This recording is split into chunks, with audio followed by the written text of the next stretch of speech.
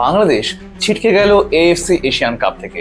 সমীকরণ অনুযায়ী বাংলাদেশকে জিততে হতো 3টি ম্যাচের 3টিতেই, কিন্তু আজ সন্ধ্যায় হংকংয়ের সঙ্গে 1-1 গোলে ড্র করে এশিয়ান কাপ থেকে ছিটকে গেল বাংলাদেশ।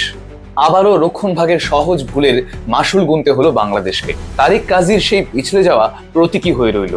তার পিছলে যাওয়া যেন বাংলাদেশকেও পিছলে দিল এএফসি এশিয়ান কাপ থেকে। আর কোচ কাবরেরা এশিয়ান কাপ থেকে বাংলাদেশকে বাদ করে দিয়ে হয়তো নিজেও চলে যাবেন।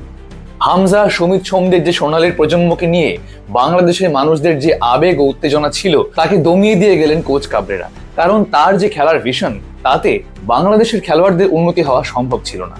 ম্যাচ প্রসঙ্গে বলতে হয়, বাংলাদেশ যে একমাত্র গোলটি কনসিড করেছে তা ছিল পেনাল্টিতে। তারিক কাজী যদি স্লিপ না করতেন তাহলে তিনি হংকং এর অধিনায়ককে ট্যাকেল করতেন না। আর এই দুর্ঘটনা না ঘটলে আমরা হয়তো আজ 1-0 গোলের জয় নিয়ে মাঠ ছাড়তে পারতাম।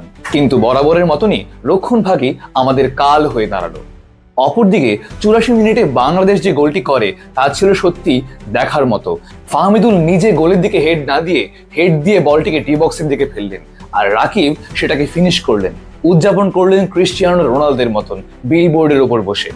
এই গোলটি নিঃসন্দেহে ইউরোপীয় স্ট্যান্ডার্ডের। ফাহমিদুল যে ইউরোপে খেলেছেন তা তার এই ম্যাচুরিটি দেখলেই বোঝা যায়, এবং যেখানে গোলের সুযোগ বেশি সেখানে পৌঁছে দেওয়া, এটাই একজন ম্যাচিউর ফুটবলারের লক্ষণ। এই গোলটির রেশ ধরেই বলতে হয় বাংলাদেশ এবার যথেষ্ট ভালো খেলেছে এই বাছাই পর্বের ম্যাচগুলোতে। সেই কারণেই বাংলাদেশের মানুষেরা এই ম্যাচগুলো নিয়ে এতখানি এক্সাইটেড ছিল।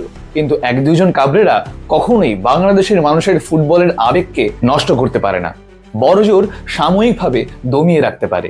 কিন্তু বাংলাদেশ আবার ফিরে আসবে, এটাই আমাদের বিশ্বাস। ঠিক যেমন ফিনিক্স পাখি ধ্বংসস্তূপ থেকে আবার নতুন রূপে উঠে আসে, ঠিক সেভাবেই বাংলাদেশ ফিরবে। এটাই হতে পারে তাদের ঘুরে দাঁড়ানোর শুরু।